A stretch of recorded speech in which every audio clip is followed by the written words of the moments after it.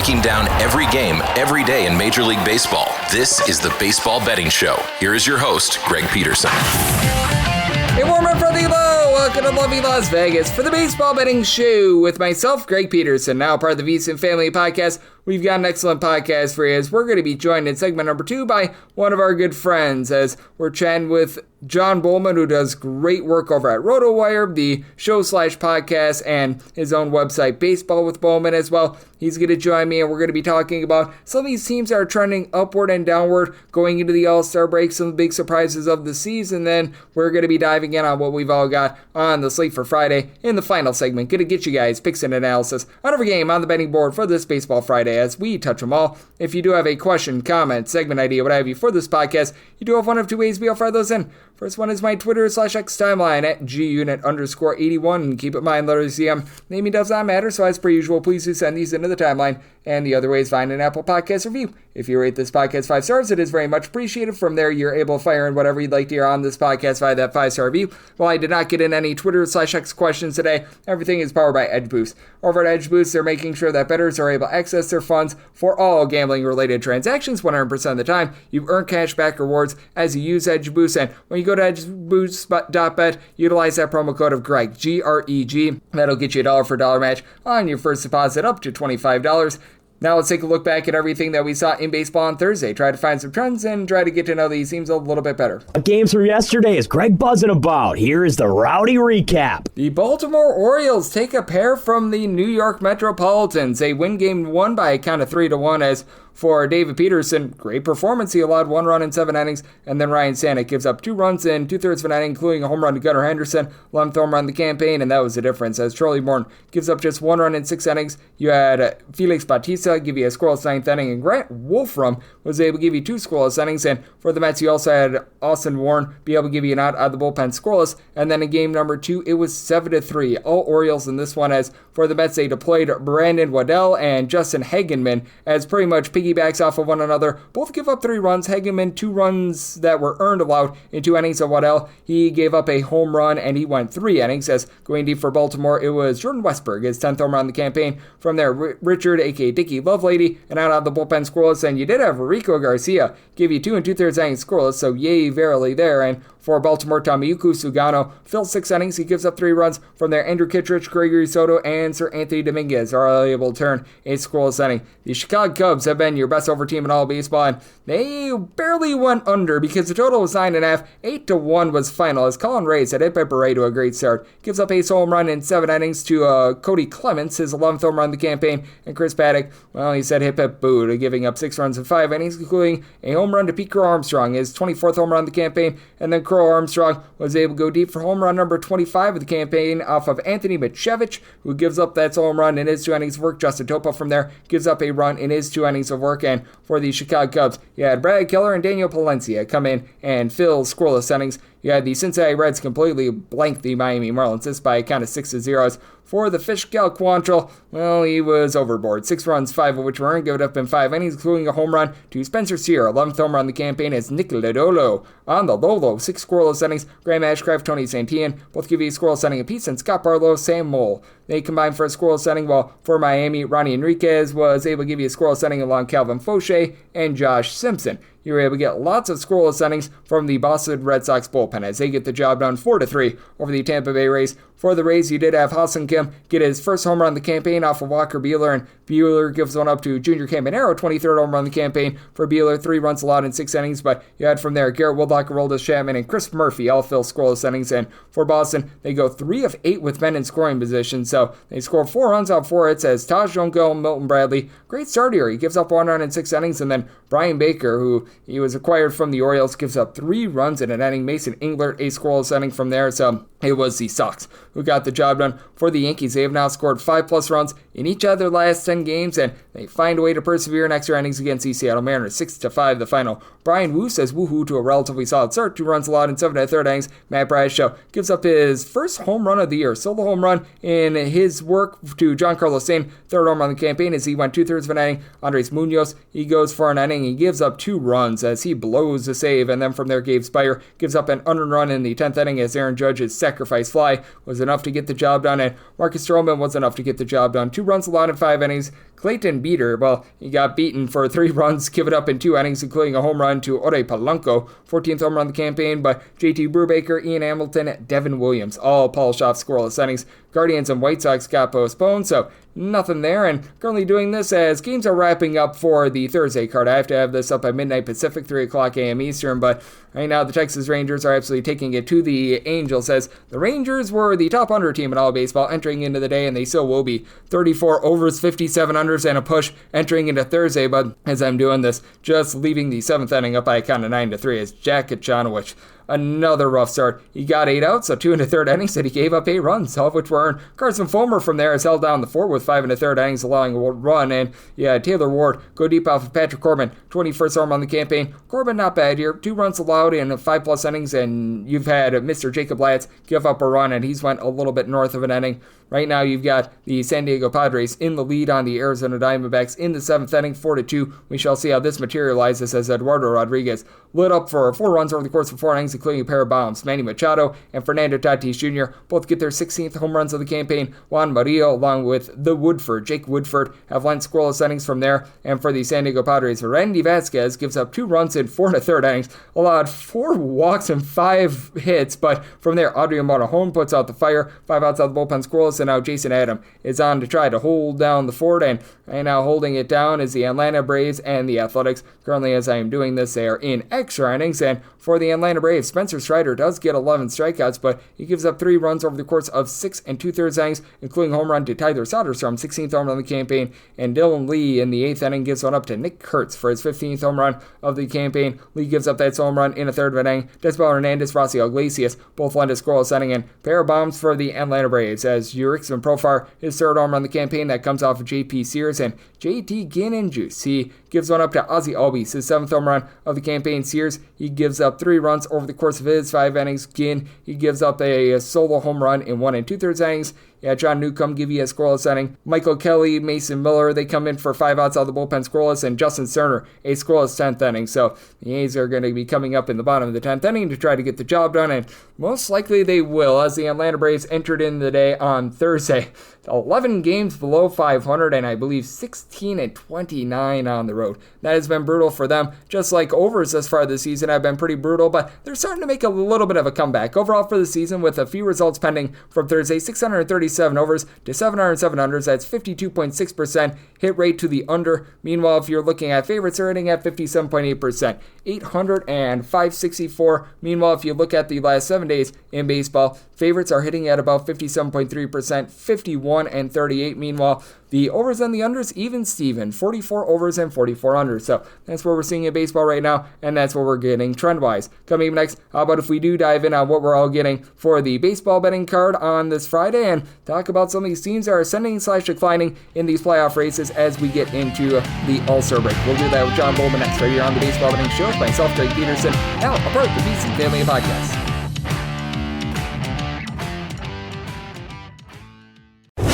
Breaking down every game, every day in Major League Baseball. This is the Baseball Betting Show. Here is your host, Greg Peterson.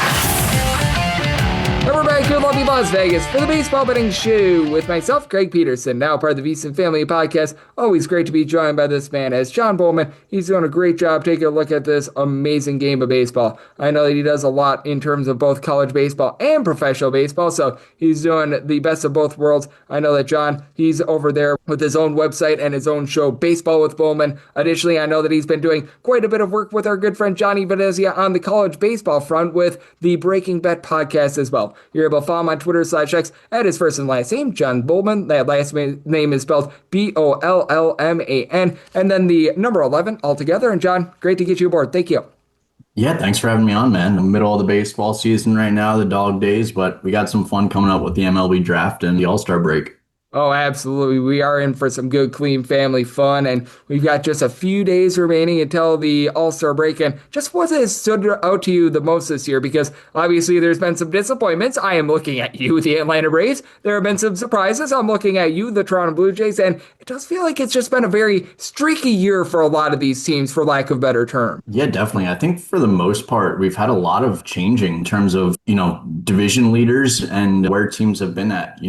I think outside of a team like the Tigers, who have been leading the division the entire year, The Dodgers have been leading the entire year as well, but their lead is down a little bit now.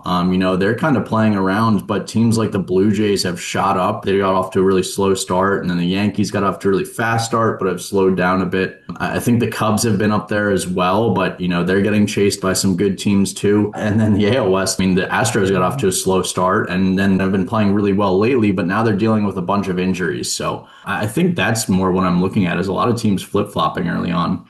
Yeah, it certainly has been interesting to take a look at these flip-flopping teams, and there's a lot of teams that are just hovering right around 500. What they do the first 2 or so weeks coming out of the All-Star break is really going to dictate whether they're going to be buyers or sellers at the trade deadline, and is there maybe a team or two that is right around 500, maybe a game or two above, maybe a game or two below that you are feeling a little bit bullish about? I think I've said it before, but I'm going to stick with the Reds here. I feel like the Reds are that team that they can, when they're hot, and they can get hot. They've got the pitching right now. Hunter Green should be back at some point. Nick Lodolo, Andrew Abbott, they've got a very good starting pitching rotation. Their bullpen's been pretty solid this year too. So I feel like if they can find some fire, if they can win a few games in a row, then, they can get up there and make that playoff run. And maybe you could look at the Red Sox as well. I think they're only a couple games over 500 right now. Technically, they're in the playoff picture, but they've been on a roll lately. Obviously, they traded Devers, and that's a massive hit. But I think we've been thinking about the Red Sox since before the season that, if they can put it together, then they should be a playoff contender as well. Yep, no question about it. And I do think that the Cincinnati Reds are a very intriguing team because they do have quite a bit of young talent as well. You mentioned that fact that Hunter Green should be coming back. Well, we know that this man is going to be on the mound on Friday. It's going to be Chase Burns, who's going to be making his second home start. Obviously, he got roughed up in that start that he had against Boston, but bounced back nicely last time out against the Philadelphia Phillies. And this should be a confidence booster for him going up against Colorado Rockies as in the neighborhood of about a -$2 favorite. How do you take a look at both this start for Chase Burns and just his overall outlook moving forward? Yeah, he's got as much talent as you can ask for. It's really, with these rookies, it's about consistency. So it's very understandable to see him, going start to start, even just rookies in general. I feel like every rookie except for Paul Skeens has had those unbelievable starts, and then you'll have kind of a throwaway start. And that's just being a rookie in this league. So I think you'll see a lot of that out of Chase Burns, but he has the stuff to be one of the best pitchers in this league. Yep, he certainly does. You can see that by the 15 strikeouts that he's had in 10 innings. Now, he needs to go more than 10 innings in his next 3 starts, but clearly a guy that is getting a lot of swings and misses, and a guy that I do think has quite a bit of upside, as we always have upside on this podcast when we're joined by John Bollman, who does great work with the show/podcast Baseball with Bollman, joining me right here on the Baseball Betting Show. And John, when it comes to the American League side of things, is there a team that you really find to have a little bit of intrigue with? Because it does feel like with the American League, it's very much open season because the Tigers have the best record out there, but there are still a few holes with regards to that team. When it comes to New York Yankees, certainly the pitching has been a big issue. The offense is looking great, but the pitching has its issues. With the Blue Jays, I don't know if I'm completely sold on them as well. And I do feel like the American League is very much set for perhaps a surprise team to really make a big impact. Yeah, I love me some Tigers here. I know they have the best record in the league, the best record in the AL, but I still feel like people won't necessarily give them credit. It's still the Tigers is kind of, what people are thinking. And, they're one of the best teams in the league. I think they'll add at the trade deadline. They'll only get better. Like you said, the Blue Jays, I think they're a good team this year. I thought they were going to be good, over 500, 85, 86 wins. But they're definitely going to slow down a bit. They're not going to win, 10 out of 11. They're not going to stay on that pace for, forever. And the Astros, I think, are overperforming a bit as well. And like I mentioned, they have some key injuries. Jeremy Pena out, Jordan Alvarez still out, a bunch of pitchers still out. So I think it's the Tigers to lose there. And like I mentioned a bit earlier, the Red Sox are interesting to me. That Devers trade is huge, but I'm looking to see what they do at the trade deadline because they just shed a ton of money. So it'll be interesting to see if they go after that, superstar player. Yep, I'm right there with you. I'm very intrigued to see what they do because if they actually go for it, if they decide to be buyers, I do think that there is a pathway for them to be able to make the playoffs. And I think that that's just what is so intriguing about the American League this season as well. You've got so many teams that are just sitting there around 500, even a team like the Kansas City Royals, even a team like the Cleveland Guardians, for as much as they look out of it, for as bad as they look, there's just so much opportunity out there for the American League. And I think the question becomes, which of these teams decides to buy or not? not. Yeah, for sure. And I think it's kind of wild that, a couple wins, a couple losses will determine if these teams will be buyers or sellers. But we have seen in the recent past that a lot of these teams really value multiple years of control and not as much that rental player anymore. It'll be very interesting to see these next couple weeks right after the All-Star break to see how these teams do and see if, they're going to put their teams in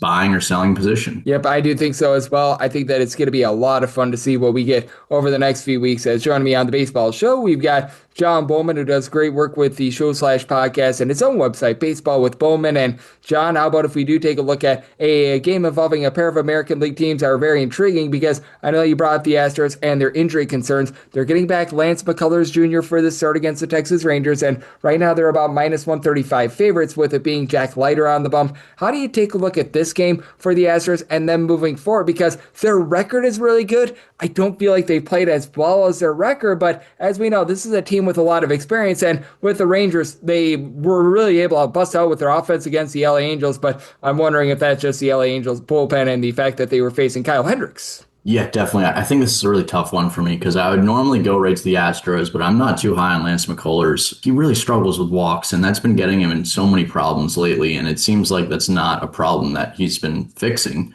or willing to fix. The Rangers, I'm not very high on. They're a 500 team, and they've been playing like that for a very long time. And the Astros, like you mentioned, I don't think they're necessarily as good as their record. And they're missing so many key players right now. I mean, if you look at their lineup the past couple of days, you get down to the bottom and you're like, what is going on? I mean, Zach Short was batting second in their most recent game. He wasn't even on the roster to begin the season. That's mainly because Jeremy Pena's out with an injury. And like I mentioned, Jordan Alvarez is still out. So, Yainer Diaz isn't having the season that they thought the Astros thought he would be having. So that's a really tough one for me. I'd probably just stay away from that game. But if I had to make a play, I'd probably go Astros. Yeah, I just don't trust Jack Leiter either, because he's had his own command issues with 4 walks per 9 innings. Was expecting a little bit more from him when he was coming out of college when he was with Vanderbilt. So we shall see what he's going to be able to do there. And it's going to be interesting to see what we get with regards to this game, as well as we've got ourselves the LA Dodgers and the San Francisco Giants, which I really think is the game of the night out there in Major League Baseball for Friday, because you get Logan Webb at home going against a Dodgers team that's lost 6 straight games, and the Dodgers are the underdog. I think that you can view this 2 different ways. Logan Webb has been completely dominant at home, and the Dodgers, they just don't lose 6 games in a row, let alone 7 games in a row. But I take a look at this spot, and I think that's a good one for the Giants to be able to get the job done, because I just always trust Logan Webb in San Francisco. Yeah, I totally agree with you there. I mean, the Giants have been playing a lot better. The Dodgers are obviously playing terribly right now, but we've got the rivalry, big matchup within the division. It seems like the Dodgers, right when you think they're out, they're not playing as well. They just get right back into it. Teoscar Hernandez is back in that lineup, so that'll definitely help them out, and maybe they can start scoring a bit, but it's just a terrible matchup for them. Dustin May has honestly been really bad this season. Coming back from major injury, he's been dealing with a bunch of walks. He's been giving up plenty of runs, especially on the road. I mean, Logan Webb has been that ace for the Giants. He's as consistent as it gets. So I think I'd lean Giants here, but it always worries me fading the Dodgers, even if they're coming off that big of a losing streak. Yep, I'm right there with you. And I mean, man, it is going to be a really fun one out there. And with regards to this one, I think that's really interesting too, because one thing I've taken a liking to is betting unders with the Kansas City Royals. And you've got a total of 9. Recognize that Kodai Senga has not started in a month for the Mets, but he's been rock solid for them. Michael Wacha starting to get hit around a little bit more, but he's been pretty supreme at home. I want to get your thoughts on this one with the Mets coming off of a double dip. They're about a minus 135 or so favorite, and I feel like there might be a little bit of value here with the Royals, and especially with this 9 total, it just feels too high for Royals games, and I don't think that bookmakers have adjusted for the fact that this Royals team can't hit this year. I like that under. I think this is another game that I'm just going to stay far away from, mainly because the Mets, you don't know what Mets team you're going to get, at least recently. They got off to that pretty hot start, but lately they have not been playing well. Coming off that doubleheader, the Royals, same idea. I mean, it seems like whenever they can win a couple of games, they end up losing a couple of games. They haven't been playing great either. I do like fading the Royals offense because they've really only got 2 hitters in that lineup right now. I mean, I guess 3, Bobby Witt, Michael Garcia, and Vinny Pasquantino, but outside of that, they're having tons of trouble scoring runs. So I'd probably just stay away from it, but I like that under. Yep, I'm right there with you. That total of 9 just feels like it's a little bit too high. And then this one I think is a really, really tough one. The Twins going up against the Pirates. Paul Skeens against Joe Ryan. Low total of 6.5, though. If you go under, you're able to get plus money as of right now. And Twins are about a minus 115, minus 120 favorite. Want to get your thoughts here because for as good as Joe Ryan is, I really love Paul Skeens. The issue with the Pittsburgh Pirates, though, is everyone not named Paul Skeens. Yeah, and this is definitely a tough one. Joe Ryan's been probably the Twins' best pitcher. Paul Skeens has been one of the best pitchers in the league, but the Pirates never score when he's on the mound. No. And the Pirates also only have 12 road wins the entire season, which is absolutely insane. So I think using those numbers, you could either go with a Twins on the money line, which I don't mind, or you could go with an under, assuming that Paul Skeens will pitch well and assuming that the Pirates won't score much. So I think those are both good looks. Under definitely depends on, what number you can get, but I think either the Twins on the money line or the under would be good looks here. Yeah, I'm right there with you. And this could be one of those games where if you take a first 5, you either get a push or maybe you even get a Pirates win. But the Pirates themselves are a team that just can't back here because of everyone outside of Paul Skeens. So I'm in total lockstep with you there. And is there anything else that you're taking a look at for this Friday, John? Whether that be a game that you're looking to bet, or maybe there's a future or two that's calling your name with the All-Star break coming up. I think we mentioned the Reds against the Rockies, minus 1.5s fading the Rockies have been pretty profitable this year. So I like that. And then the other one I'd look at is Blue Jays against the Athletics. The Blue Jays finally lost a game to the White Sox. I think they bounced back against the Athletics. Jacob Wilson could still be out of the lineup.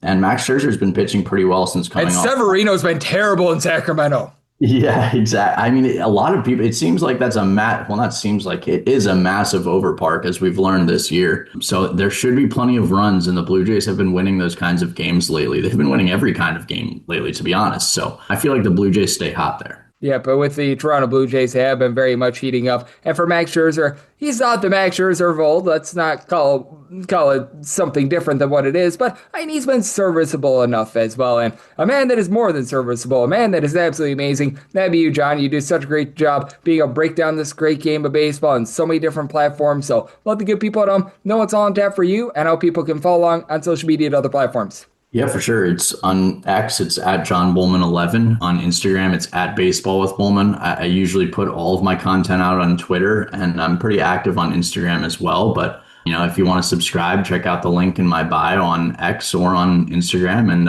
that should lead you right to it.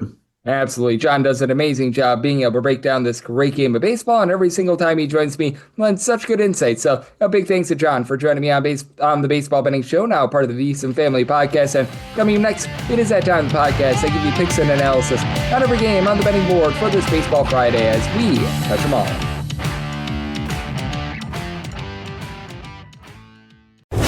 Breaking down every game, every day in Major League Baseball. This is the Baseball Betting Show. Here is your host, Greg Peterson.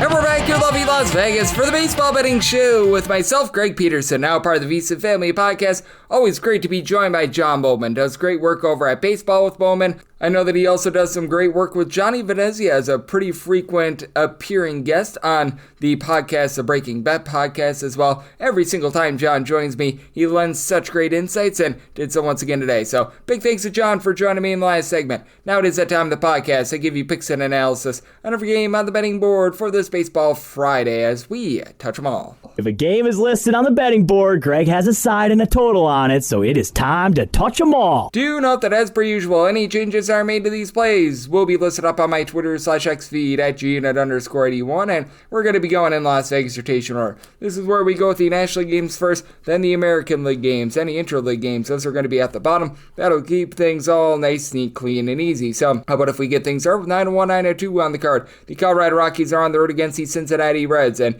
yes, we are on to Cincinnati, and they're on to Chase Burns getting the start for them, and Adaman Marquez is on the bump for the Rockies. Rockies between plus 160 -162 to a +180 underdog, and between -195 to -210 is that number on Cincinnati. Initial run line price I'm seeing at FanDuel is right around -105 on the Reds, and I'm willing to go up to a -118 with regards to this Reds run line. I do think that for Chase Burns, even though he had that less than savory start against the Cincinnati Reds, that he's going to be able to find it. When he was at the minor league level, he was getting about 12 strikeouts and a sub-2 ERA. Looked much better in his last start against the Philadelphia Phillies, albeit he didn't necessarily give you a whole bunch of length or anything like that, but swing and miss stuff is clearly there. He's went 10 innings in his 3 starts. He's already gotten 15 strikeouts. He has given up a little bit of the deep ball, 2 home runs given up in his first 10 innings, but overall, I do like what he's able to show, and he should be able to get some confidence against the Colorado Rockies team that's right now averaging 3 runs per contest. That is second worst in all of baseball. And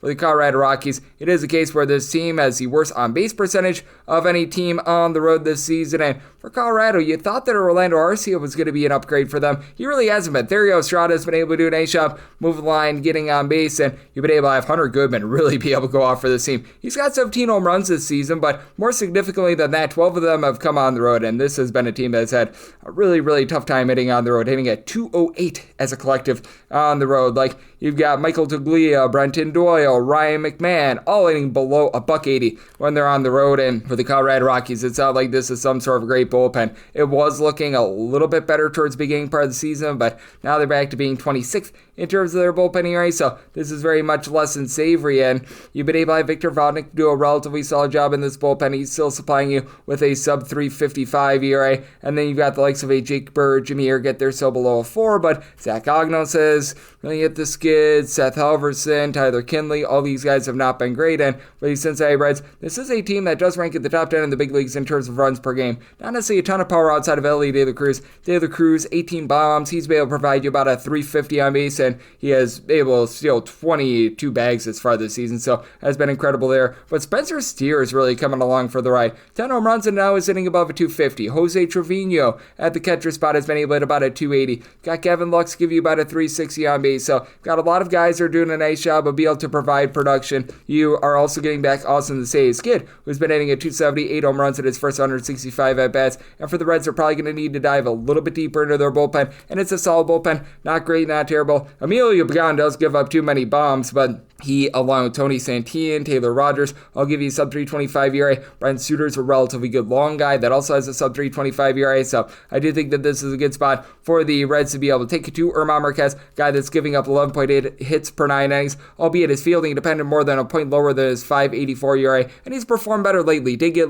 roughed up in his last start for 6 runs, but overall has been around in a form, but I do think that he gives up quite a bit here. I don't think that the Rockies do their part with this total. Semi-total 9.1. I like the under, and I do like the Reds up to a -118 on that run line. 903 and 904 on the betting board. The Milwaukee Brewers play host to the Washington Nationals. Mitchell Barker is on the bump for the Nats, and you've got Quinn Priester on the bump for the Brewers. The initial opener that I'm seeing is -174 on the Brewers, +146 on the Nationals, 8.5 being the total. Over and under both at -110. If you're looking to lay a run out for the Brewers, that's at a +116, and I would be willing to lay that run line. Anything of +110 or higher. Was looking at the Brewers on the run line, and when it comes to Quinn Priester, it's been an up-down all-around sort of season for him, as he's not necessarily a high strikeout guy. He only gets about 7.1 strikeouts at 3.3 walks per 9 innings, but he's really run into form recently. He's given up 3 runs for fewer than 5 out of his last 6 starts. Things against the Miami Marlins on the road were a little bit less than savory, but the way that he's been able to perform at American Family Field, very nearly called it Miller Park, has been quite solid as well. As for Mr. Priester, when he has been at home this far this season, he's posting up a 3.03 ERA, giving up less than 0.9 home runs per 9 innings. On the road is where the issues really start to happen, and he gets to go up against someone in Mitchell Parker that has given up 3+ runs at 11 out of his last 14 starts. Overall for the year, his ERA is right around at 4.75, and he doesn't give up a lot of deep balls, 1.1 home runs allowed per 9 innings, but less than 7 strikeouts per 9 innings, north of 3 walks per 9. That's just not going to cut it, and this is a Washington Nationals team that has actually hit quite well when they've been on the road. This team is averaging about a full run per game more when they are on the road rather than at home, with James Wood giving you good wood, 24 home runs as far this season at 388 on base. CJ Abrams has 12 home runs, but 10 of them have come on the road, hitting north of 285. Nathaniel Lowe is up to 14 bombs. You've got a few guys like an Alex Cull who's giving you a 385 on base that can move the line for you as well. here's the issue for the Washington Nationals. So dead last in the big leagues in terms of bullpen ERA. You've had Kyle Finnegan, the closer, be relatively solid with a sub-3 ERA. Andrew Chafin, Brad Lord give you presentable innings too, but then you get into likes of Jackson Rutledge, Jose Ferrer, Zach Brzezinski, Eduardo Salazar, Ryan Lotus, all these guys give you north of 5 ERA. And for the Milwaukee Brewers, this team continues to be in the bottom half of the big leagues in terms of their bullpen ERA as well, but they seem to have found their way. Yo Payam, Elvis Peguero were just miserable for the team at the beginning part of the season. They moved on from them, and now they're relying upon these guys that all have a sub-250 ERA in Abner Uribe, Nick Mears, Trevor McGill, and for the Milwaukee Brewers, this team does rank outside the top 20 in terms of their overall home run production on a per at-bat and a per-game basis, but Christian Yelich has been able to fly with 18 home runs. He's hitting about a 260. Jackson Trujillo's hitting at 260. He's up to 15 home runs. Both of these guys, along with Sal Frelick, Bryce Terang, have all been really good at being able to swipe bags, and you've additionally been able to get quite a bit of on-base percentage out of Rhys Hoskins at a 340 on base. Isaac Collins has been able to give you about a 370 on base, so these guys are moving the line. I do think that for Pricer, does give up a few runs to the Nationals, but I think that Mitchell Parker gets lit up by death by a million cuts, sub by total 9.2. I like the over and the Brewers on the run line. 9-5, 9-6 on the betting board. The Atlanta Braves are on the road against the St. Louis Cardinals. Matthew Liberatore is on the bump for the Cards, and Grant Holmes goes for the Atlanta Braves. Right now, the lone initial opener that I'm seeing is over at FanDuel, and with the Braves and the Cardinals are both at a minus 108 on the money line. The total is 8.5, over is minus 105, and the under is minus 115, and I set the Cardinals at a minus 134. Sign me up for Liberatore and company on the money line. I really like the way that Matthew Liberatore has pitched this far this season. His ERA that is currently in that neighborhood about a 370 doesn't speak to how well he's actually pitched. 322 fielding dependent, less than 2 walks allowed per 9 innings, 0.7 home runs allowed per 9. Not a swing and miss guy. He's only getting about 7.5 punch outs per 9 innings, but has rounded in a form with a combined 6 earned runs allowed over the course of his last 4 starts. Really loving the way that he's rocking and rolling. And for Grant Holmes, he is a high strikeout guy. This is someone that is giving the Atlanta Braves right around about 10 or so strikeouts per 9 innings. That said, he's also giving up 4.2 walks and 1.3 home runs per 9 innings. So 344 ERA, 424 fielding dependent, has looked better recently. 200 runs or fewer allowed at each out of his last 5 starts, but the Atlanta Braves are also a team that's in the bottom 12 in the big leagues in terms of runs per game. Ronald Acuna Jr.'s injury scare was just that, a scare. He's back in the lineup, so that's very good because he's given you about a 450 on base, and since he's returned in his first 41 games, 11 home runs, so you need his bat in the lineup. Austin Riley has been able to give you 14 bombs, hitting about 275. Matt Olson has really been getting on base recently, a 370 on base with 17 home runs, but here are the albatrosses. Michael Harris and his 232 on base, and Ozzie Albies at his 221 average. Both are hitting 6 home runs. That's not going to cut it. Alex Verdugo and Nick Allen have a combined 0 home runs between the two of them. That's not great, and neither of these guys hitting above a 240. Eli White has been a little bit less than magnificent. Brooks Baldwin at the catcher spot has been rock solid, and I will say for the Braves, top 10 team in terms of bullpen ERA ever since May 1st. Got the likes of Austin Cox, Dylan Lee, Pierce Johnson, give you sub-3 ERA. Desmond Hernandez is off the injured list. Aaron Bummer, he's been somewhat living up to his name, 341 ERA. Not great, not terrible. And then flip side, you got yourself a Cardinals team that they're overall league average with regards to their bullpen ERA this season. Ryan Elsley really had a rough go of it towards the beginning part of the season, but now he's rounding into form, and you've got quite a few guys that have been able to do a nice job of just giving you good innings in general. Phil Matone, Kyle Leahy, Jojo Romero, Riley O'Brien, all these guys give you a sub-305 ERA. And for the Cardinals, this is a team that's in the bottom 8 in the big leagues in terms of home runs on a per at-bat basis. Lars Nootbaar is right now leading the way. He's been able to give you 12 home runs, but you've also been able to get some good production out of Volsik Turris with about 340 on base, 11 home runs. Alec Burleson, Brandon Donovan, both hitting north of a 285, and in the case of Burleson, he's been able to give you 11 home runs thus far this season. With Ivan Herrera on the injured list, it's been up to Pedro Baez to be able to help out the lineup. Just a 257 on base, so you need a little bit more there. The other catcher, Yohan Pozo, has actually been really good, hitting at 300, but I do think that in the end, the St. Louis Cardinals do jump aboard the Atlanta Braves and Grant Holmes, and I just don't know how much offense the Braves are going to be able to generate. I set my total at an 8.4. I like the under. And with the St. Louis Cardinals, all the way up to a minus 133 on that money line. 9-7, 9-8 on the card. You've got the San Diego Padres playing against the Philadelphia Phillies as Ranger Suarez is on the bump for the Phillies. It is all to be determined who's going to be on the bump for the San Diego Padres. Now, right now, the CBS projection is that Omar Cruz is going to be getting this start for them. And if it is Mr. Cruz who's going to be getting this start, I would be setting the Philadelphia Phillies at a minus 130 137 on the money line. Would be willing to lay up to minus 136 there. Plus 138 or higher looking at the San Diego Padres. And maybe my total to wear is 7 or less. I'm looking at the over 7.5 or higher, the under. We'll hit Ranger Suarez first before the mystery of the San Diego Padres, because Ranger Suarez, you know what you're going to get out of him. This guy, since coming off the injury list, has been absolutely supreme.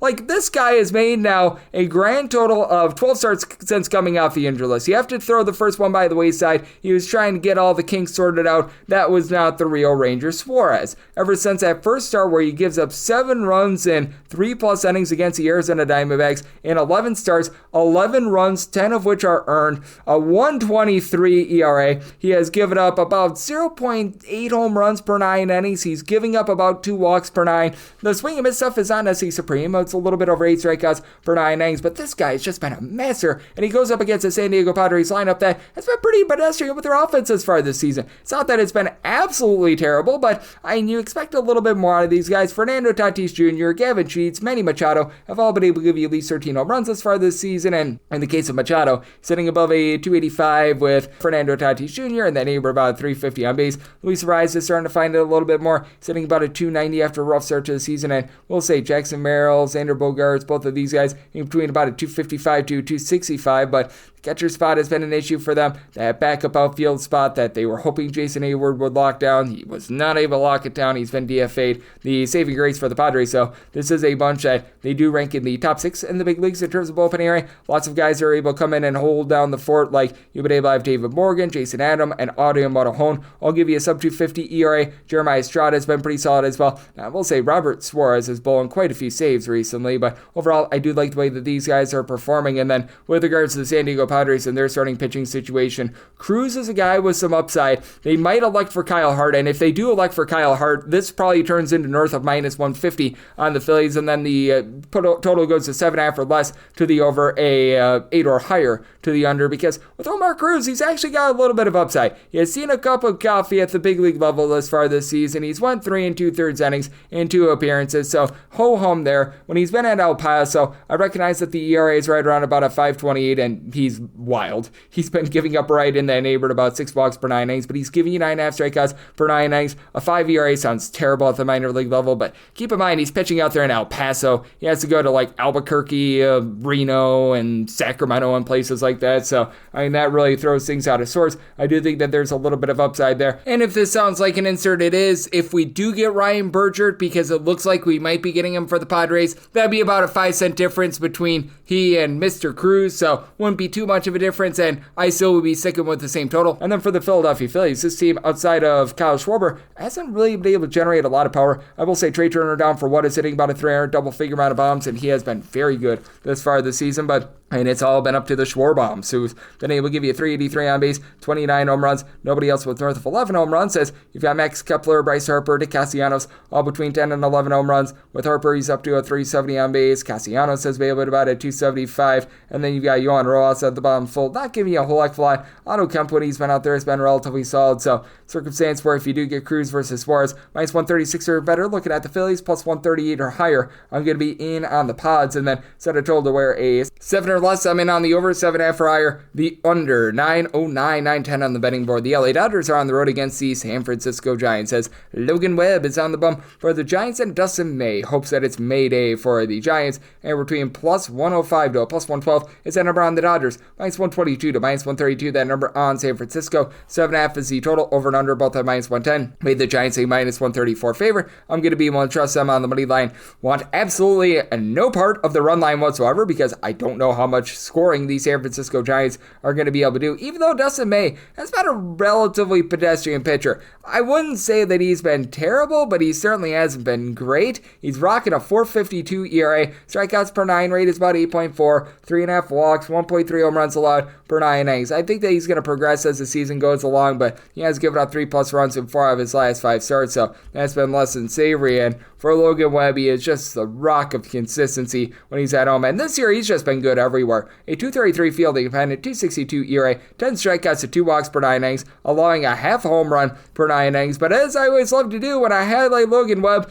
throughout his career, when he has pitched in San Francisco, this man has been a master, as at home he is giving up about 0.4 home runs per 9 innings, 2.62 ERA, and then on the road that goes to a 4.03 ERA, and the home runs per 9 rate doubles. That is massive, and when it comes to the San Francisco Giants team, what would be massive is if they could get a little bit more of Rafael Devers, because he's honestly been able to do a solid job of getting on base since the team acquired him, but it's been less than tremendous with regards to power numbers, as for Rafael Devers in a Giants uniform, 345 on base, just 2 home runs in 80 at-bats. Eloy Ramos has been your main power hitter, 14 bombs, about a 345 on base, and then you do have a cavalcade of different guys, Mike Yastrzemski, Wilmer Flores, Jungle Lee, Matt Chapman, only between about a 240 to 250 in the case of Flores and Chapman, a combined 23 home runs, but between the two of them, and Chapman has been able to give you 360 on base. Yastrzemski up to about a 340 on base, but you've seen Jungle Lee regress a little bit. Willie Dom is starting to hit a little bit better. He's up to 11 home runs. He's had like 5 home runs over the last 3 weeks, but it's still been a rough season for him. Casey Schmidt is a little bit banged up, but this is also a Giants team that is currently numero uno in the big leagues in terms of bullpen area. So many guys are able to come in there and hold down the Fortes. You've been able to get that out of Camilo Udval, Randy Rodriguez, Eric Miller, Tyler Rogers. All these guys have been able to give you a sub-315 ERA, and then for the LA Dodgers, the team is actually slightly below average right now with regards to our bullpen ERA, as they've just been trying to mix and match all season long. Jack Dreyer has been a relatively solid long guy. He, along with Lou Trevino, both give you about approximately a 309 ERA. Alex Vesey has been pretty rock solid as well, but outside of that, Tanner Scott has blown some games. We saw that against the Brewers a few days ago, north of 385 ERA. Kirby Yates has not been amazing. Blake Tryon is on the injured list, but you do have the Death Star lineup of the Dodgers that is currently number 2 in the big leagues in terms of runs per game. Shohei Ohtani continues to do Shohei Ohtani things, 31 home runs at 383 on base, and then Andy Paez, Teoscar Hernandez combined 31 home runs, with Paez sitting north of 280. Freddie Freeman is sitting at 310 home runs, and Will Smith very much getting jiggy with it. He's been able to give you a 430 on base with 12 home runs. The Max Muncy injury hurts them. They've had to play a little bit more Tommy Edman since then, and Michael Conforto has just been miserable, hitting below the Mendoza line of a 200. But that said, I do think that Logan Webb goes out there, dominates, and this Giants bullpen in a very pitcher-friendly ballpark excels. Semi-total at 7.4, so at the 7.5, I like the under, and I do like the Giants on the money line. 9-11, 9-12 on the card. It is the Tampa Bay Rays on the road against the Boston Red Sox. Drew Rasmussen is on the bump for the Rays, and it is currently all to be determined who's going to be on the bump for the Boston Red Sox. This game is presently off the board. When I was looking on CBS Sports, I was seeing Hunter Dobbins out there, and if you do indeed get that, I'd be willing to lay up to a minus 112 on the Rays on the money line, plus 114 or higher. I'd be looking at the Boston Red Sox, and set a total of an 8.8. An 8.5 or less, I'd be in on the over, a 9 or higher to the under. We will take a look at the known first, as we do know that we're getting Drew Rasmussen, and Rasmussen has been great this year. How about a 282 ERA? Strikeouts per 9 rate is right around about 7.7, so not much to write home about there, but he's not hurting himself, giving up 1 home run, 2.1 walks per 9 innings, and he's been able to do a very good job of just excelling when he's been on the road as well. Last 2 road starts, a combined 1 run allowed, albeit he had a little bit of a shortened start against the Minnesota Twins because I believe that there was rain in the area, but still, he's been able to do a great job with that regard, and he's going to need to, because this Boston Red Sox team is a top 8 offense in terms of runs per game. Even without Rafael Devers, you've had Weiler Abreu wiling out for the team, as he's been able to hit a little bit north of a 255 with 18 home runs. You've had Jarren Duran start to find a little bit more. Trevor Story, Zidane, Rafaela, in between about a 250 to 265. In the case of Story, he's up to 15 home runs after a terrible start to the season. He's starting to pick it up. And then in terms of moving the line, these mix and match guys like Rami Gonzalez, Rob Refsnyder, Abraham Toro are all hitting at least at 275. Carlos Narvaez is up to about a 380 on base, so do like to see that. And this is a Red Sox team that is in the top 10 in the big leagues in terms of their bullpen ERA. You've been able to get really good production out of Aroldis Chapman at the closer's role, as he's providing right now 125 ERA with 13.3 strikeouts per 9 innings. They did have to land Justin Slayton on the injured list, but Greg Weisert along Justin Wilson both give you a sub 350 ERA. Brandon Bernardino has been a little bit more rough recently, but still is giving you some okay innings. And for the Tampa Bay Rays, overall, they're about a league average team with regards to their bullpen ERA, but that was very much warped by the fact that they gave up the 22 spot to the Baltimore Orioles about 2 or so weeks ago. And you've got a lot of guys that are still providing a sub 275 ERA. Garrett Clevenger, Eric Orze, the closer, and Pete Fairbanks, Manuel Rodriguez, all doing a rock solid job there. Cole Sulzer has been pretty solid as well. And this is a Rays team that is also in the top 8 in the big leagues in terms of their runs per game. Junior Caminero, Brandon Lau, a combined 41 home runs this far this season. Lau has been able to hit about a 270. Yandy Diaz hitting north of 350 over the last 45 days. 14 bombs out of him. The bottom of the lineup with the likes of Taylor Walls, Cameron Misner, the entirety of the catcher spot has been a little bit less than amazing, but you've got Jake Magnum who's hitting above a 300. He's giving you some stolen bases. Chandler Simpson, 25 stolen bases. Jose Calabrio, 31 stolen bases. I do think that for the Tampa Bay Rays, they do deserve to be a little bit of a favorite. Now it is again looking like it's probably going to be Hunter Dobbins who's going to be getting the start, and Dobbins has been a little bit more of a pitcher contact guy if you get him, as right now his ERA hovering in that neighborhood about a 4.10. This would be his first appearance in a few weeks. He, I think, landed on the injured list on the 20th of June, so he's been off for about 2.5 or so weeks. 6.5 strikeouts at 2.4 walks per 9 innings, but allowing less than a home run per 9 innings. Might need a little bit of a tune-up here, but that said, we'd be willing to lay up to -112 with the Rays, plus 114 or higher. Looking at the Red Sox, and if it's not Dobbins and if it's a full-on bullpen game, probably would be saying the Rays closer to about a -130, but would probably likely be staying true to this total of 8.5 or less, and on the over, a 9 or higher. The under, 913, 914 on the card. The Detroit Tigers play out the Seattle Mariners as Luis Castillo is on the bump for Seattle, and Tariq Skubal is on the bump for Detroit. Right now, the lone opener that I'm seeing is over at FanDuel, and right now, if you're looking to lay it with the Detroit Tigers, you're going to be laying yourself a pretty big number of -196. You're able to get plus 105 on the run line. Plus 164 is a take back on the Mariners. 7 is the total. Over is -115, and the under is -105. Set the Tigers at a -108 on the run line. I set their money line price at a -203, so I'm going to be in on that Tigers run line. Tariq Skubal just continues to be amazing. There's a reason why he is the betting favorite for the American League Cy Young. A strikeout to walk ratio of nearly 10.6, 11.5 strikeouts of 1.1 walks per 9 innings, 202 ERA, 187 fielding dependent. He has given up 6 total earned runs over the course of his last 5 starts. He has gotten at least 8 strikeouts in each out of his last 3 starts. This guy is just absolutely incredible. Now, if you look at the overall season metrics for the Detroit Tigers, bullpen ERA is right around about 12th in the big leagues, but I do believe that these guys are a little bit better than that. They've got a lot of mix and match guys who have been pretty solid, as Brad Herter, along with Will Vest, Tommy Kahnle. These are all guys give you a sub 325 ERA. Jace Lee has been pretty solid in that bullpen as well. And now all of a sudden, this is the Detroit Tigers team that does rank in the top 7 in the big leagues in terms of runs per game. They are dealing with the injury to Kerry Carpenter, who was hitting 16 home runs, but Spencer Torkelson, Riley Green, 21 plus bombs out of both of these guys, both to give you north of a 330 on base. And then you've got a lot of guys who are able to move the line to help these guys out. Cole Keith is out hitting at 270 with a 350 on base.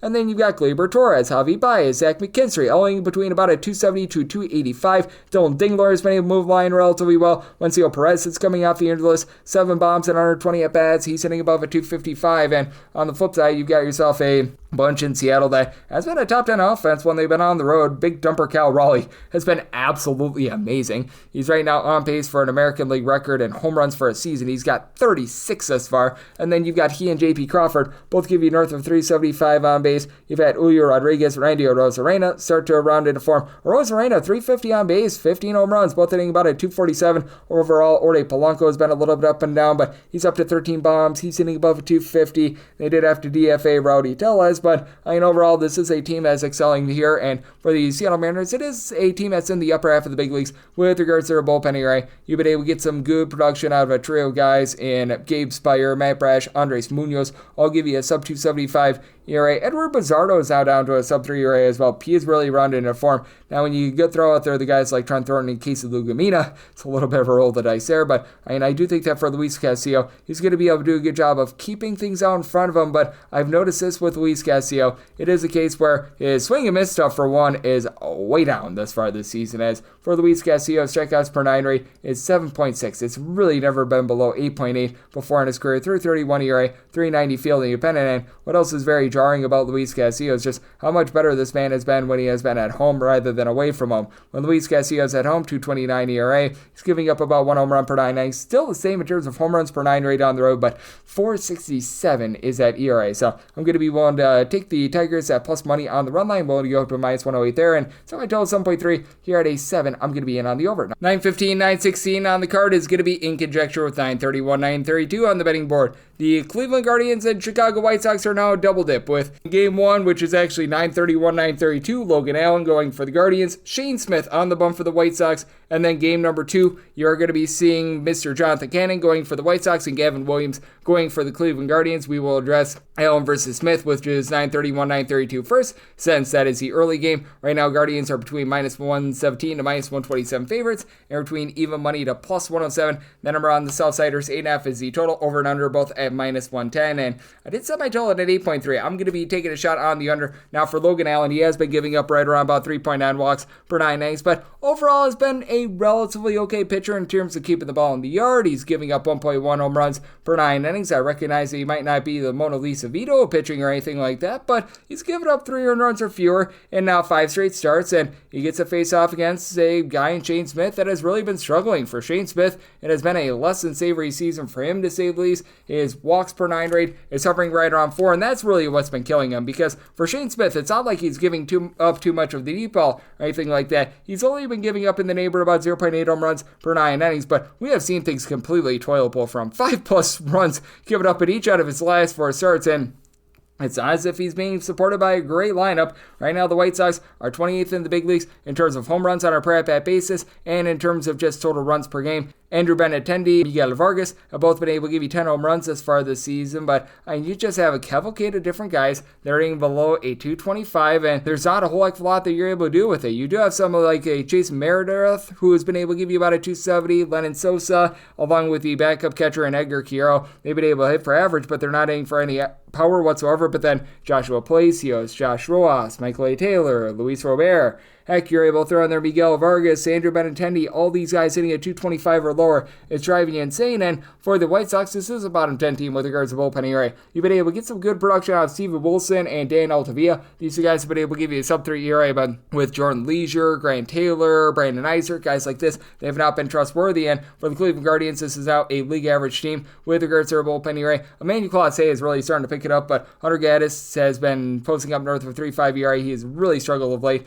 Paul Sewald has been awful. He's posting up a 5 ERA, was banged up for much of the season. And then you've got Eric Sabrowski coming off of the injured list. He's been relatively solid along thick end right. These guys have been able to give you sub-3 ERA, so I do think that there's a little bit of upside there. And then Cade Smith has been one of your more reliable bullpen pieces, but much like with the Chicago White Sox, this is a Cleveland Guardians lineup that the guys at the bottom of the fold have been rough. Steven Kwan is sitting just below 300, and then you've got Jose Ramirez, who has been the main constant for this team. He's right now posting up an average of 300 with 17 home runs. Carlos Santana gives you a little bit of on base, and Kyle Manzardo does give you 13 home runs, but he, Daniel Schneemann, along with Bo Naylor, Austin Hedges, David Fry, Nolan Jones, you just go down the list, John Kenzie Noel, Brian Rocchio, who were sent down to the minors and are back up at the big league level, Will Wilson, all hitting at 225 or lower, so that does make things relatively rough here. That's a big reason why he landed on 8.3 with the total. I'm in on the under, but just don't trust Shane Smith with everything that we've seen out of him recently. I'm going to be willing to go with the Guardians on the money line. We'll willing to lay up to a minus 132, and then in terms of the late game,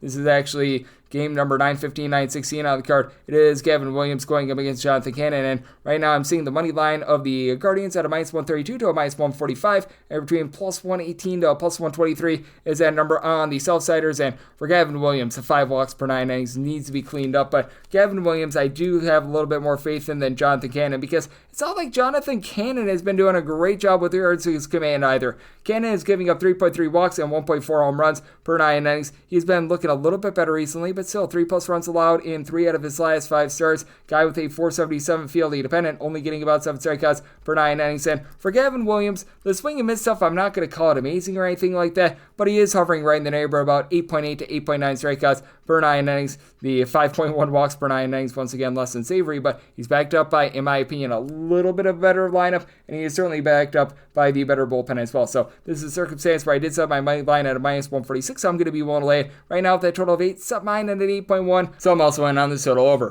917, 918 on the card. The Walker Texas Rangers hit the road. They're facing off against the Houston Astros. Lance McCullers Jr. is on the bump for the Astros. Jack Leiter is on the bump for Texas. And Texas does find themselves as a pretty mid-sized underdog here. You're going to be getting them in the neighborhood of a plus 112, minus 132. That number on Houston. 8.5 is the total. Over is even money. And the under is minus 120. And for McCullers Jr., I set him at a minus 158 on the money line. I do recognize that Lance McCullers is a little bit of a Rick the Wild Thing Vaughn this season, as he's been giving up a whole bunch of walks, but the strikeout numbers have been very good. He's been getting 10.2 strikeouts per 9 innings. The 5.5 walks per 9 is very much less than tremendous, but it does feel like he's starting to round into form just a little bit more, as he's given up 3 earned runs or fewer, and I believe now 4 out of his last 6 starts, so things are starting to improve a little bit. As a matter of fact, in 6 out of his last 8 starts, and when it comes to Jack Leiter, I just really don't have a lot of faith in this guy. With Jack Leiter, he's posting up overall for the season a 4.32 ERA. That fielding dependent is more around about a 4.41, as he's only giving up 1.1 home runs per 9 innings, but 4.1 walks, 7.6 strikeouts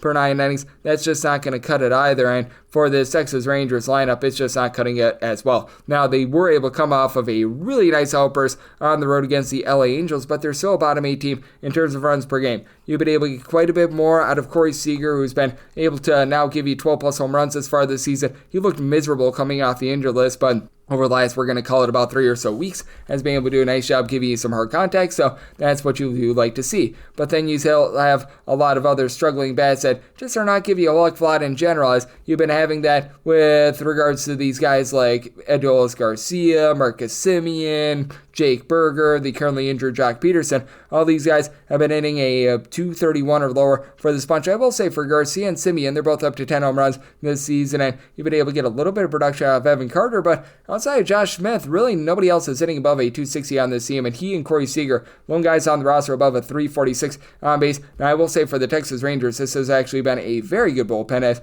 right now they are a team that's in the top 8 with regards to bullpen ERA. If you look since May 1st, it's a top 5 bullpen with likes of the long guy Jacob Latz, Chris Martin, Hobie Milner, Robert Garcia, all being able to give you a sub 325 ERA. Sean Armstrong has not been too bad himself, and when it comes to the Astros, this has been a team that has also been a top 10 team with regards to bullpen ERA. You've got the Bryants, Brian King, Brian Abreu, Steven Okert, Bennett Sosa, Josh Hader, all these guys being able to give you a sub 325 ERA, so they've been trustworthy. And then Isaac Paredes has been able to really take over the game with the way that he's been able to slug the ball out, 17 plus home runs, about a 350 on base. The injury that they sustained to Jeremy Pena has been a little bit of a issue, but I mean, they still have been able to overcome that because you've been able to get Jose Altuve back online, 15 plus home runs. He's hitting north of 260. You've been able to get some relatively good production out of the bottom of the lineup as well. Still need a bit more on base out of Yanier Diaz, who's been giving a sub 290 on base along with Christian Walker, but both of these guys are up to a double-figure amount of homers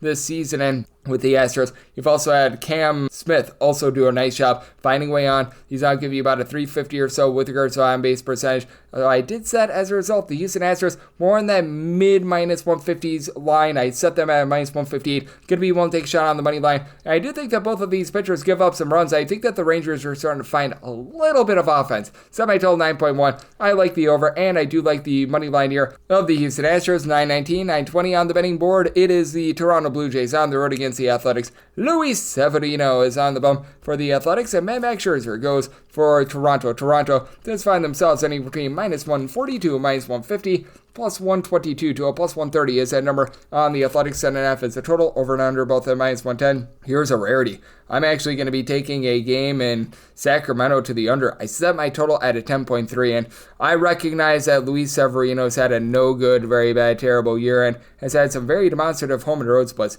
For Luis Severino, overall a 5.30 ERA, and he has given up 5 plus runs, and now each out of his last 3 starts. And you take a look at what he's done in Sacramento thus far this season. Yeah, it's not been great. An 0-8 record in his 11 starts. He's giving up right around about 1.2 or so home runs per 9 innings. That is a 7.04 ERA compared to a 3.04 ERA on the road, but he does face off against a Blue Jays team that they just haven't necessarily been able to hit the same when they've been away from home rather than when they've been at home. And this is a Blue Jays team that is in the bottom half of the big leagues in terms of home runs on a per at-bat basis. Toronto, about 3.8 runs per contest when they've been away from home. That is a bottom 8 mark that you're going to find in all of baseball. And you do have quite a few guys that they find a way to move the line, get on base. Nathaniel Lukes has been able to give you about a 340 or so with regards to that on base percentage. Flagger Jr., double figure amount of bombs. And George Springer is now giving you north of a 350 on base. And for George Springer, he's really been the main source of power for the team. 16 plus home runs this season. He's done a nice job of really being able to slug out the ball. And you're starting to get a little bit more out of Bo Bichette, hitting in the neighborhood about a 270. He's up to 11 plus home runs this season as well. For the Blue Jays, they're in the upper half of the big leagues in terms of bullpen ERA. I'm not going to call it an amazing bullpen, but you've had Braden Fisher along with Brandon Little and Uriel Rodriguez all being able to give you a sub-3 ERA. You've been able to get some serviceable innings recently out of Chad Green after it was a rough start to the season for him. They're looking at Nick Sandlin coming off the injured list to give you a bit more, and he's been able to give you a sub-225 ERA as well. And then flip side, it is a A's bullpen that, well, they are currently dead last in the American League in terms of ERA. This has been less than tremendous. Now, they are starting to get some good innings out. Sean Newcomb is a little bit of a long guy. He's posting up about a 3 ERA, but then past that, nobody else in this bullpen with a sub-390 ERA. Elvis Alvarado, Justin Sterner, Hogan Harris, Mason Miller, JT Egan, and Juice. These guys have been brutal, and for the Athletics, it's a team that's average to slightly above average with regards to their overall run creation when they're at home. Brent Rooker, Tether Soderstrom, a combined 34 home runs between these two guys. They're both giving north of a 338 on base. You've had Jacob Wilson continuing at 335. He's been absolutely amazing. And Nick Kurtz, how about a home run every about 13 and a half or so at bats, up to a 320 on base. JJ Bleday has been a big giant disappointment for the team, and Miguel Andujar being on the injured list has been a little bit rough. It is a bit of a top-heavy lineup, but the A's, I do think that they're going to be able to get a little bit to Max Scherzer. Max Scherzer, though, he hasn't looked terrible since coming off the injured list. I'm not going to say that this is looking like the Max Scherzer of like 2017 or something like that, but you know what? With Max Scherzer, he's gone out there for 4 starts this season, 4.76 ERA, 8.5 strikeouts to about 3 walks per 9 innings. The command has been really the issue for him, but he's still getting you some swings and misses. I think that he does an okay job of holding down the 40-year. I did set the Blue Jays on the money line at a minus 131, and if you're looking to lay a run half with the Blue Jays, you're not going to be finding too much of a plus number here. You're going to be finding that right around about a plus 105, and if you're able to get a minus 125 with regards to getting a run half with the Athletics, that's not necessarily the world's worst look. I'd be willing to take a minus 125 or better with regards to getting a run half here. I would need at least a plus 132 to take a shot on the A's on the money line, so most likely going to be looking to get a run half at about minus 125 with regards to the Athletics. And with regards to the total, I set mine at a 10.3, so at the 10.5, I'm in on the under. 9-21, 9-22 on the betting board. The Miami Marlins are on the road against the Baltimore Orioles. Edward Cabrera is on the bump for Miami. It is currently to be determined on the bump for the Baltimore Orioles, which is why this game is presently off the board. And looking through the grapevine and who might be the starter for the Baltimore Orioles after they had the double dip on Thursday, it's looking like it should be Dean Kramer. And if you do indeed get Dean Kramer going up against Edward Cabrera, I would be setting the Orioles as a mid-sized favorite. I set them on the money line at a minus 133, so we'd be willing to lay up to a minus 132 there. Plus 134 higher looking at the Marlins, and then made a total of 8.6, so 8.5 or less. Going to be in on the over, a 9 or higher to the under. And FanDuel does have an initial opener with it, still being TBD upon the board for the Orioles. Minus 130 on the Orioles, plus 110 on the Marlins, and a total of 9. I'd be taking that under, and I'd be in on the Orioles on the money line.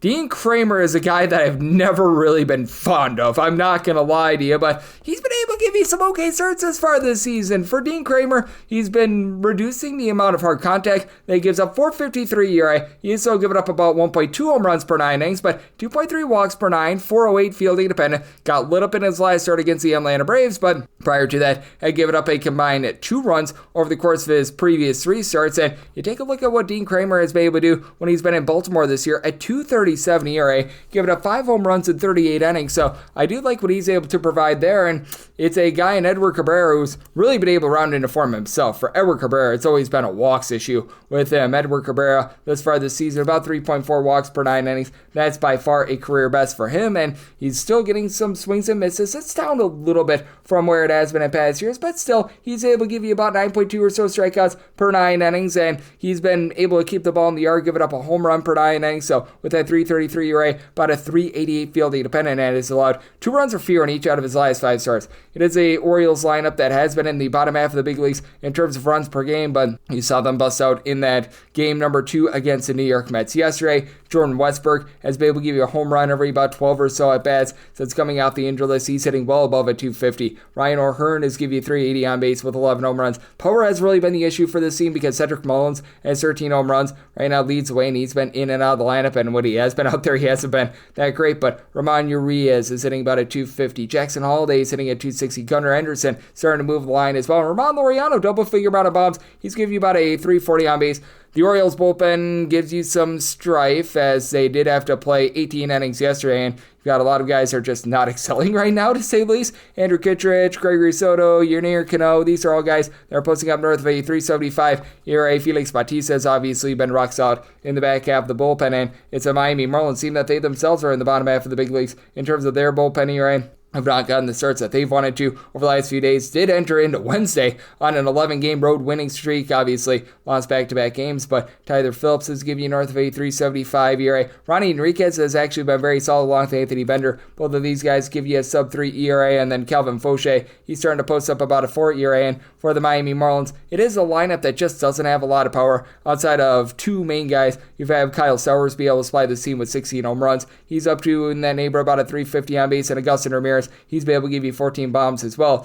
And then you've got one other guy on the roster that's currently at the big league level north of 7 home runs, Reynaldo Lopez, as he, Jesus Sanchez, Eric Wagaman, all in between about a 245 to 255. Xavier Edwards, 360 on base at the top of the lineup. That's been rock solid, but I do think that you're going to continue to get Dean Kramer to be able to excel at home. So it's a circumstance where at a minus 132 or better, I'd be looking at the Orioles plus 134 or higher, looking at the Marlins, and then set a total to where on that 9 that I'm seeing right now, I'm in on the under. 923, 924 on the card. The Chicago Cubs are going to be on the road against the New York Yankees. Juan Carlos Rodon is on the bump for the Yankees, and it is all to be determined on the bump for the Cubs, so this game is presently off the board. Right now, CBS Sports is showing Chris Flexen as the projected starter for the Chicago Cubs. That just pretty much means bullpen game to me, and if you do indeed get a bullpen game going up against the New York Yankees, I did set the Cubs at a plus 148, so would need at least plus 149 to take a shot there. Minus 147 or better looking at the Yankees, and set a total of 9.4, 9 or less.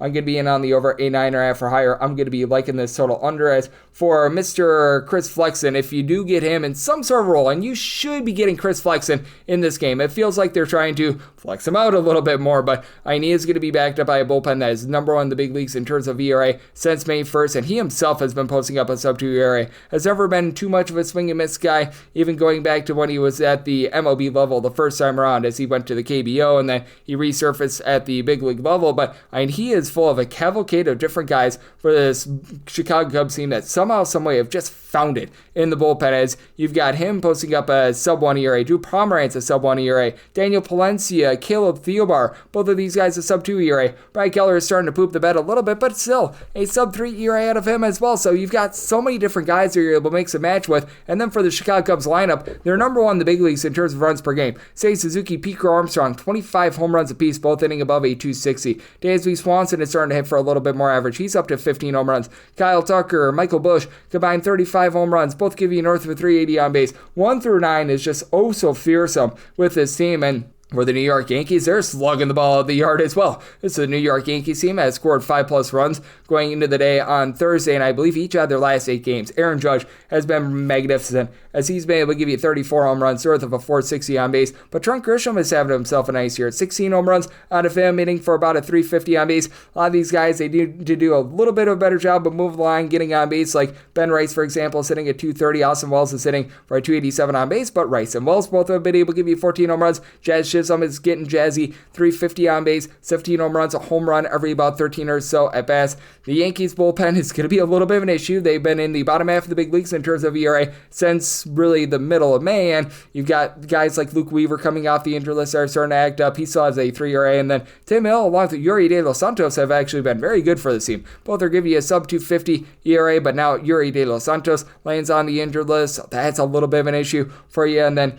you just take a look at some of these guys that you're trying to mix and match with. Scott Efris, Mark Leiter Jr., Devin Williams. These guys give you north of 425 ERA. That's a little bit of an issue, but for Carlos Rodon, overall for the season, he's been very solid. 10 strikeouts per 9 innings. Starting to give up the deep ball a little bit more, about 1.2 to 1.3 home runs per 9 innings. Walks have been a skoge bit of an issue with about 3 walks per 9 innings, but the Cubs having to get all 27 outs essentially out of the bullpen, that's a little bit of an issue as well. So 9 or less like the over, 9.5 or higher the under with the Cubs. Need at least plus 149 to take a shot on them, minus 147 or better. Looking looking at the Yankees, or a plus 135 or better would be willing to lay a run half with that Yankees run line. 925, 926 on the betting board. It is the Pittsburgh Pirates, and they're going to be on the road facing off against the Minnesota Twins, as Joe Ryan is on the bump for the Twins, and Paul Skeens goes for the Buccos. This is a total of 6.5. The over is minus 125, the under is plus 105, and for the Twins, anywhere between minus 114 to minus 120 is that number on them. Even money to plus 107 on the Pirates. I set my money line price at a minus 119. I'm willing to go up to a minus 118 on the Twins. For Joe Ryan, he has been able to do a really solid job this season.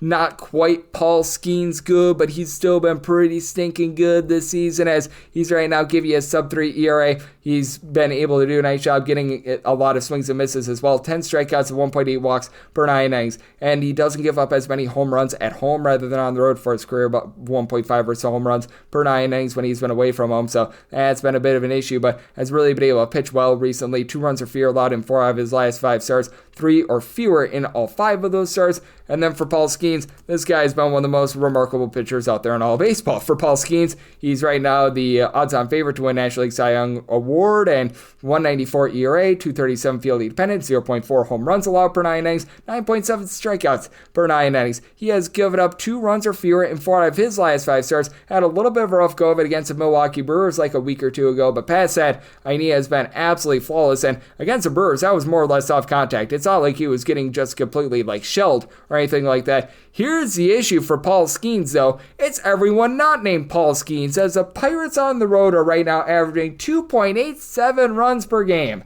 That is dead stinking last in the big leagues, and you just need to be getting a little bit more production there, as you've got a bunch that just doesn't have a lot of power. You've got 3 different guys on the roster with north of 4 home runs as far this season, and it's July 11th. As you've been able to have Oneil Cruz give you 15 plus home runs, Brian Reynolds and Andrew McCutchen, both of these guys hovering right around about 8 to 10 home runs this far this season as well. But outside of that, you just have nothing going. And for Oneil Cruz, he needs to pick it up with regards to his batting average, as he's full of a just cavalcade of different guys. They're currently hitting below 225. You've had that out of Alexander Canario, Cruz, Henry Davis. Throw in there someone like a Jared Trollo. They're calling up their Jack Swiniski for a few at-bats. All these guys are just giving nothing whatsoever. Now, I will say this for the Pirates, upper half of the big league team in terms of bullpen ERA since May 1st. You've had these guys round into relatively good form. Isaac Madsen is giving you a sub-2 ERA along Dennis Santana, and then Caleb Ferguson, Braxton Ashcraft, David Bennar. These guys would be able to give you sub-3 ERA as well. And on the flip side for the Minnesota Twins, it has been a team that has been struggling with their bullpen, but the top guys have still been very rock solid for this team. They're 23rd in bullpen ERA since May 1st, but Yuan Duran, Griffin Jacks, Louis Varland, Brock and Roll Stewart, these guys have been able to give you sub-3 ERA. And for the Minnesota Twins,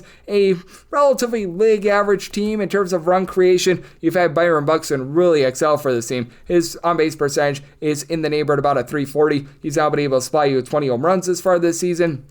Trevor Larnach, along with Harrison Bader and Cody Clemens, all between 11 and 12 home runs themselves. Now, Clemens is not really hitting for a lot of average, but Willie Castro's give you about a 360 on base. Brooks Lee, Carlos Correa are hitting a 260. Ty Francis give you some good production as well. And I do think that for the Minnesota Twins, they do a solid job of getting into Paul Skeens. I think that the overall, just shall we say, guys around Joe Ryan are better than that of the guys around Paul Skeens. So, did set my money line at a minus 119. I'm going to be willing to lay the Twins on the money line. And did set my total 6.8. I do think that both of these bullpens might give up a few runs here. So take that 6.5 over and the money line of the Minnesota Twins. We go at 927, 928 on the card. It is the New York Mets on the road against the Kansas City Royals. Michael Wacha, and if he has a rough start, it turns into the dying Pac-Man voice. Michael Wacha, Wacha, Wacha, Wacha, Wacha, goes for the Royals, and Kodai Senga is on the bump for the Mets. Mets are between minus 133 to minus 144 favorites, and between plus 118 to plus 125 is that number on Kansas City. 9 is the total. Over is minus 115, and the under is minus 105. And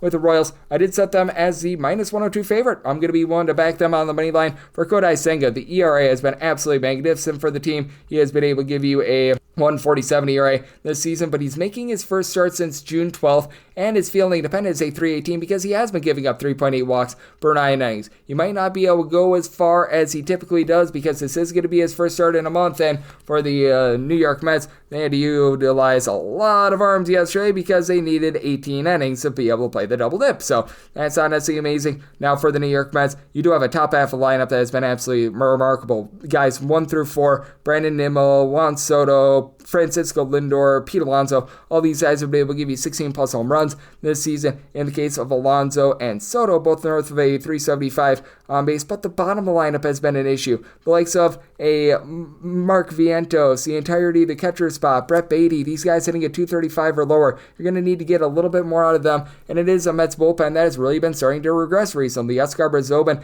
now has north of a 350 ERA. Reed Garrett is seemingly starting to regress just a little bit. His ERA is now touching right around about 3. Jose Buto has been a really good long guy for the team along with Max Kranick. Both of these guys, a sub 365 ERA. They both land on the injured list. Edwin Diaz has been amazing, but you need to get the ball to Edwin Diaz, and for Kansas City Royals, this has been an offense that has been less than amazing. Averaging about 3 runs per contest at home. That is the fewest runs per game at home of any team out there in all of baseball. You're starting to get a bit more out of Bobby Witt Jr. and Vinny Pasquantino. Pasquantino's up to 15 home runs. Witt Jr. sitting north of 280. He's been able to do a nice job of moving the line as well. And then you've got the likes of the young guys and John Rave, Jack Caglione, throwing their Nick Lofton. These guys hitting a 210 or lower with not necessarily a ton of power. Miguel Garcia has been able to above a 300, but here's been the saving grace for the Royals. A top 10 team in terms of bullpen ERA. They did have to put Daniel Lynch on the injured list, but Lucas Erceg, Carlos Estevez, both a sub 250 ERA. Anel Zerpa has been rough to say the least in the bullpen, but John Schreiber, a sub 365 ERA. Steven Cruz has been able to give you about a 3 ERA as well. And for Michael Wacha, he has been at his best when he's been at home. Overall for the season at 383 ERA with right around about a home run per 9 innings allowed, but at home 0.7 home runs allowed per 9 innings, 282 ERA. I do think that Wacha and the Royals find a way to go out there, get the job done. I did set them as a slight favorite, so I like the Royals on the money line and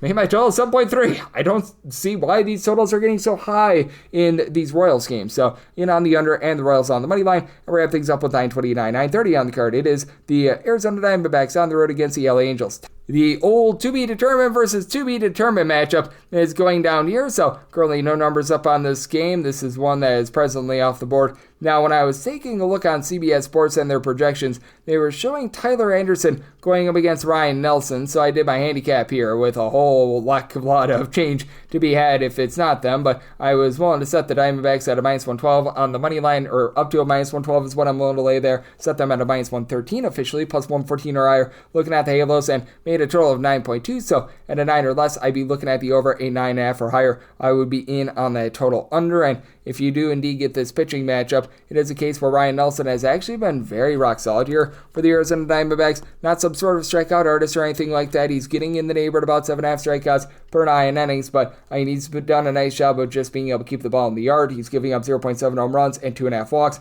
per 9 innings, and has just been good recently. He has won at least 5 innings in each of his last 5 starts, giving 2 runs or fewer in every one of them. And for Tyler Anderson, this guy for years was doing for regression, and he's finally starting to have that regression monster just coming for him. 4.19 ERA, fielding pennant of a 4.84. He's getting 7.5 strikeouts per 9 innings with 1.5 home runs and 3.4 walks allowed per 9 innings, and it's just been getting shelled recently. 3+ runs allowed in now 7 out of his last 10 starts, and I do think that for the Diamondbacks, a team that ranks in the top 5 of the big leagues in terms of runs per game, they're going to do a good job of getting to him, as now you've got Corbin Carroll back in the lineup. He's been able to supply 20+ home runs, and Eugenio Suarez, how about 29 bombs? He's now hitting above a 250. He's always struggled with regards to batting average, not struggling right now with that. Lourdes Gurriel is up to hitting about a 260, and then the likes of a Geraldo Perdomo give you a 370 on base. Pavin Smith has been able to give you about a 370 on base. Now, Pavin Smith, he does land on the injured list. You've been dealing with a little bit of an injury as well to Gabriel Moreno, the catcher, so that's a little bit of an issue, but it looks like Moreno should be coming back sooner rather than later for the team. And James McCann, he's a veteran guy that is coming in, and I think that he's going to be able to give this team some good production while you do have those few injuries.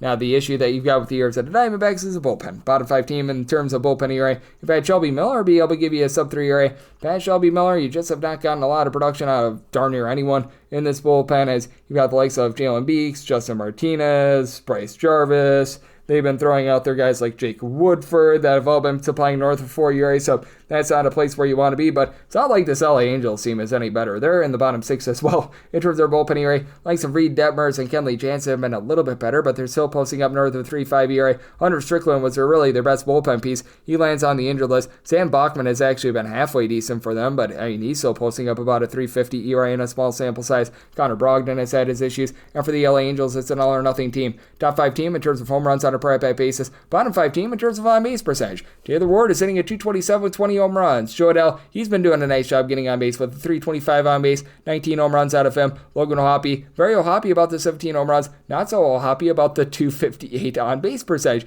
Even Mike Trout, 16 home runs, but he's hitting at 233, albeit a 352 on base, but you expect a little bit more there. And then it has been brutal for Luis Renifo, 271 on base with 4 home runs. You just expect a little bit more there, but Nolan Chuno, about a 355 or so with regards to on base. So interesting circumstance here. Set the Diamondbacks and Nelson versus Tyler Anderson at a -113, so willing to lay up to a -112 there, plus 114 or higher. Looking at the Halos, and then 9 or less, I like the over 9.5 or higher, the under, and that'll wrap things up for the Friday edition of the Baseball Betting Show, now part of the VSiN Family Podcast. If you do like hearing from this fine podcast, Baseball Betting Show, you're able to subscribe wherever your podcasts, Apple Podcasts, Google Play, Spotify, Stitcher, and TuneIn. If you have a question, comment, segment idea, what have you for this podcast, you do have one of 2 ways we'll fire those in. First one is my Twitter/X timeline at gunit_81. Keep in mind, Larry CM, name does not matter, so as per usual, please send these into the timeline. Other ways, find an Apple Podcast review. If you rate this podcast 5 stars, it is very much appreciated. From there, you're able to fire in whatever you'd like to hear on this podcast via that 5-star review. Big thanks once again for John Bollman for joining me in last segment, coming at you guys every single day throughout the baseball season. So I'm back with you once again tomorrow. Thank you.